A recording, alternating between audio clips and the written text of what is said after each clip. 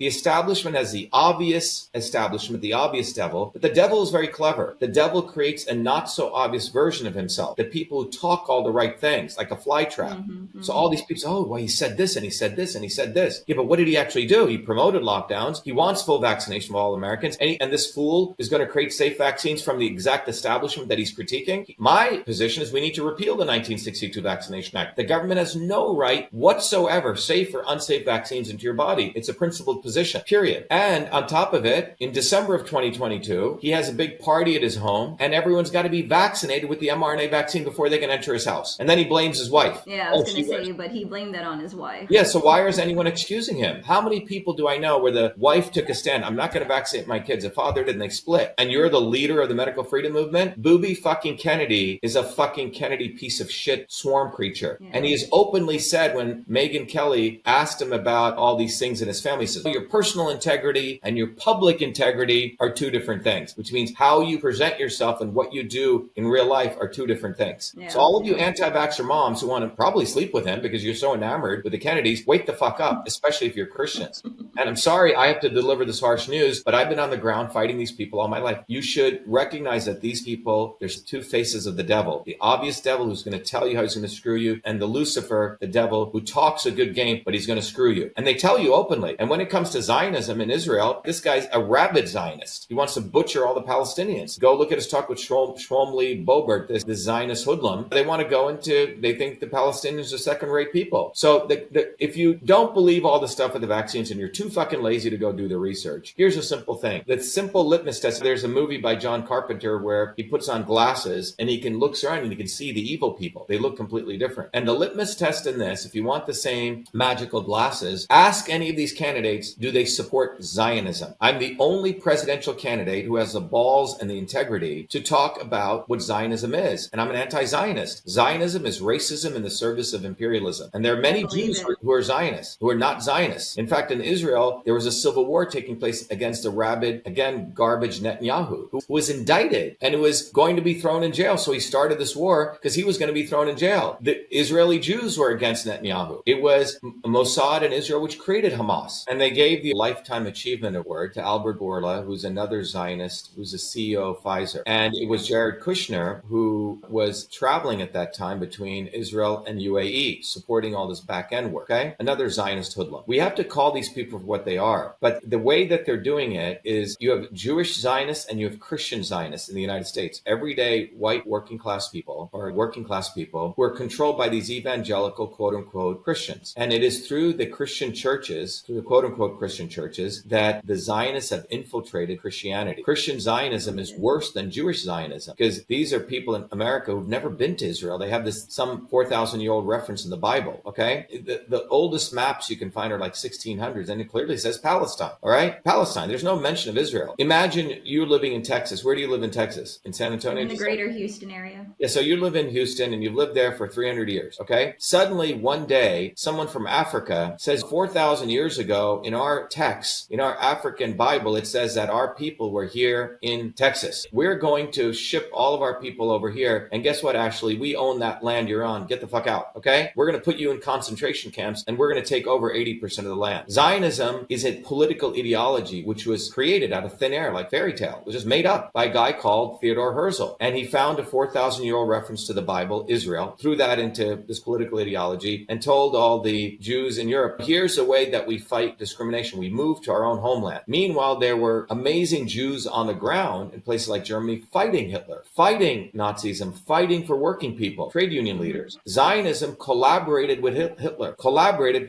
to butcher Jews. You can go look at the Warsaw Ghetto. The Jews were fighting Nazis. Zionists collaborated with the Nazis to disarm the Jews. So there's Judaism, there's Zionism, two different things. You don't have to be Jewish to be a Zionist. So all these nutjob evangelical Christian preachers are taking advantage of working class, quote unquote, Christians in the United States and using them to fund this nonsense of, you have to ask the question, how could you be an anti-abortion, pro-life, evangelical Christian and support the butchering of babies and mothers right now in Israel? There's been close to 5,500 deaths. Over 50% of them are women and children. So think about the brainwashing that's taken place. And this did not occur overnight. It was Israel through Mossad and their intelligence organizations infiltrating a lot of the Christian, quote unquote, Christian evangelical churches. That's how they manipulate people. So I'm the only presidential candidate backed by our movement, Truth, Freedom, Health, which is a global movement for truth, freedom, health, which is on the ground, which we have meticulously developed over many years, is the only force that can end this. My winning the presidency, or our movement to win the presidency, is the only hope for planet right now, because there is no other movement on the planet which has always done the right thing at the right time. Me personally, you can go look at my history as a child to now fighting these forces personally. So none of these people have those credentials. And that's why they're so afraid to put me on mainstream media, because in 2020, 500 million people saw all my videos. Our stuff got out globally. And we have about 500,000 what we call warrior scholars on the ground as part of our movement. So they're so afraid of me. I was the one who discovered the fact that the government has a backdoor portal into Twitter. And when I shared that, I was thrown off Twitter for 2 years. When I got back on, they allowed me back on, but they shadow banned me. You see, it's a digital cage. Fucker Carlson, you can go down all the mainstream people, Joe Rogan, if they put me on their shows, it's over. People say, wait a minute, this guy's articulate, he's smart, he's one of us. Why did you hide him from us? So I am actively made invisible by these people. But the problem they have is in 2020, we got so much of our news out there, and we go directly to everyday people, independent podcasters, and we get our news out. So my winning, or our movement, or people getting educated with the work that I've done, with what I stand for, is the only hope, because right now we're at a very critical point, because the elites are running an economy, a financial system that is made up of one Zionist printing money for another Zionist, who then sends it to another Zionist. What do I mean by that? The Treasury of the United States, the Federal Reserve, and the bankers are all run by Zionists. They are. It's a fact. Okay? And the Zionists print money for themselves to keep the interest rates low. People need to understand something called a money supply. The money supply, basic economics, controls everything. It's like water. You can turn off the water, you can turn on the water. The more money supply you put out there, there's more money out there. When there's a lot of money out there, what does that do? It brings down interest rates. When you shut off, when you control the money supply, there's less money, more demand for money, and the interest rates go up. The elites have been purposefully keeping the interest rates very low by printing money. For who? They get the money and they pump it into the stock market to create this artificial stock market.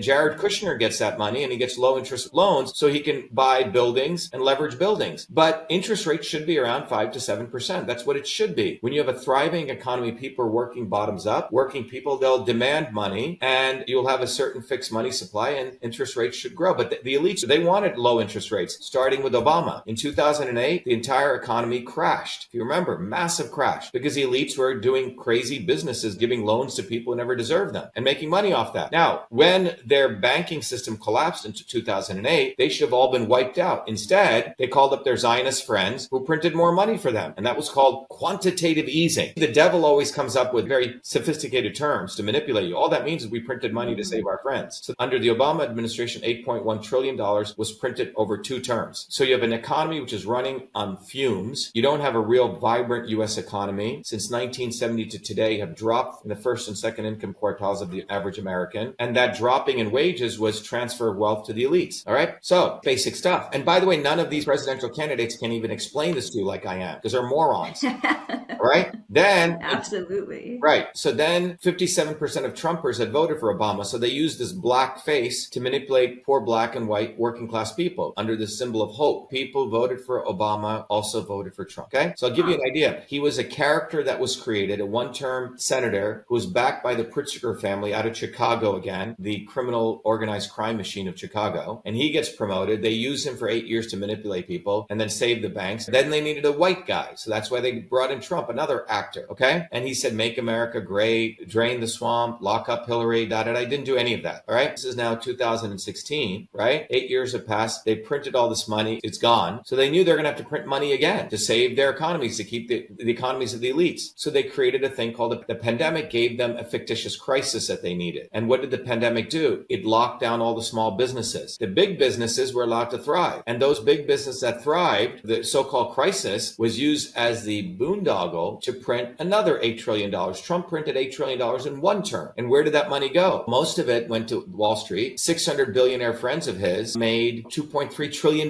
They increased their wealth while the rest of us were suffering. So think about this. Elon Musk was very low as a wealthy person. He became the number one wealthiest person during the pandemic. Jeff Bezos became even more wealthier. But 600 billionaires created $2.3 trillion in wealth because of lockdowns. Booby Kennedy and Donald Trump both promoted lockdowns for their billionaire friends. That's what people need to get very clear. And you can't be giving these people excuses. If you find yourself giving Trump excuses, he fill in the blank. He had to do this, or Booby Kennedy. That means you're an abuse victim. You're no different than a wife or husband whose partner comes in, is an alcoholic, and beats the shit out of you every night. And then you say, he had to beat me up because fill in the blank. Okay? And they know this. They know how to take advantage of victims because these people have victimized women and men throughout their lives, in their personal lives. So they know how to do this to you on a mass scale. So that's what's occurred. We need to understand that the pandemic was created as a fake crisis to hide the real crisis called the economic crisis. So they printed more money. And then now they know the economy is going to crash again. It's supposed to crash in October by all indicators. So you have a situation where the piece of shit Netanyahu, there's a civil war in Israel. If you look at the shekel, which is the currency of Israel, since January 2022, has been going down like this because all the elites in Israel, the only way that this could happen is the elites in Israel are selling the shekel, right? I guarantee you people like Netanyahu have sold his shekels and have bought US dollars. The Israeli economy is going in the toilet. Israeli Jews have been having hundreds of thousands of people prior to this Hamas-Israel war nonsense were protesting against Netanyahu. He was indicted, all right? He was indicted. He's a fucking criminal. And now he's a war criminal. He's always been a war criminal. So there were massive protests coming up. And now he's got them all unified, right? He can point to the enemy, Hamas, that he created.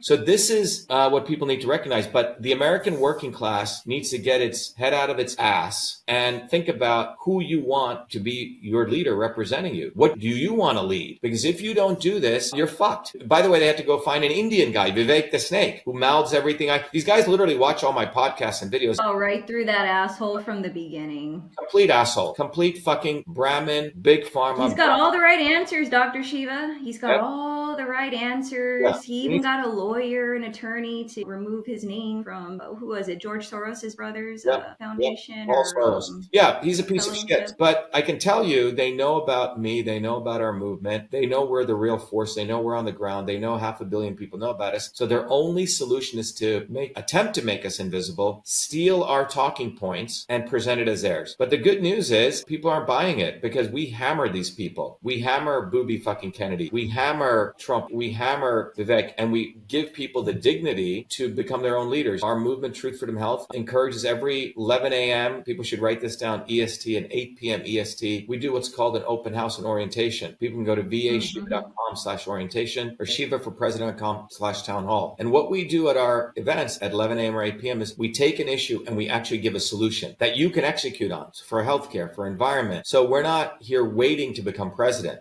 I saved hundreds of millions of people's lives during COVID. We told people about vitamin D3, quercetin, and zinc, taught people about the immune system. Others took my knowledge and bottled it and made a lot of money, but we just gave away that knowledge for free and educated people. So the question people need to ask is, and it's a critical question, are you willing to raise your consciousness, to have dignity for yourself and respect for yourself, and join the movement for Truth, Freedom, Health, support my candidacy, which is you're supporting yourself. But if you vote for any of these other people, you're basically saying, I'm an abuse victim, I'm willing to settle for the lesser of two evils, and I'm a doofus. That's what you're saying. Because if you look over the last 40 years, the life expectancy rate of the American public since 1980 till today has been going like this. It's an upside down umbrella. And that is not because of any one policy. It's not because of the vaccines. It's a whole system of policy. I think people need to take a systems approach to everything. Otherwise, you're going to be bamboozled. And anyone who comes from them is part of them. Booby fucking Kennedy, Trump, and all these people. Go look at who come from below, who've actually done the work. Because when you do that, you actually respect yourself. But if you don't want to do that, then you're going to get the same old thing. We need a systems overhaul. The lesser of two evils model is killing your children, period. So go to Shiva4president.com, get a bumper sticker, download that flyer, educate your friends and family. If you want your children to stop dying, have a shorter lifespan than you, but if you don't, you continue the same old way. It's really up to you, depending on what you want. It's a free country. Absolutely. Dr. Shiva, thank Thanks, you again Ashley. so much for coming on and just taking time to shoot the shit with me on this chaotic world. Man, I am not looking forward to 2024, but I am, let's just say, it's everything's in God's hands.